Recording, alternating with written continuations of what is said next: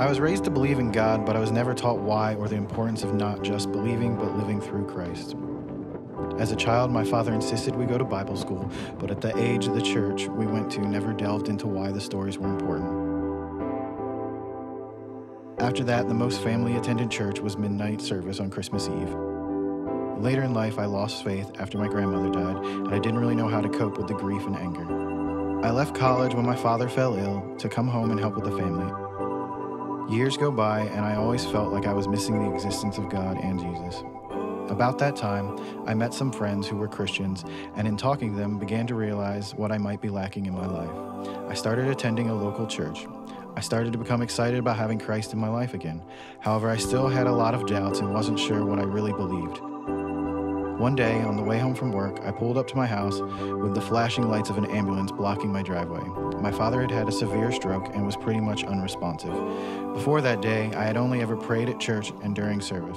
The next morning, when I woke up, I felt this unbelievable weight being lifted off me. It was unexplainable, the feeling of relief that came over me. Later that day, my dad pulled through, and I got 4 more years with him. I never doubted that I felt God's hand that day. That was the day I started to dedicate my life to Christ. But to be honest, I didn't really know how. But that night, I put everything I had into an honest prayer, asking the Lord not to take my father from me yet. I prayed for forgiveness for not turning to him sooner, and promised everything I could think of and more for more time with my father. I had never read the Bible, just passages. I was going to church, but it was so large I didn't feel connected to the community, and I still had a ton of questions. About a year ago, I met Kayla, who invited me to come to her church. She said it was small, but she really liked it and the closeness of the people who attended. I was intrigued, so I accepted the invite. This was the best decision of my journey in Christ I would have made. Within weeks, I felt at home. I was in church with a pastor who accepted my doubts and understood where they were coming from.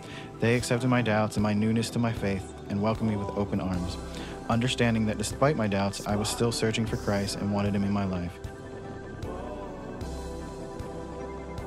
Finally at home in a community and knowing I'm on the right path, I want to proclaim my love for Christ by being baptized before God.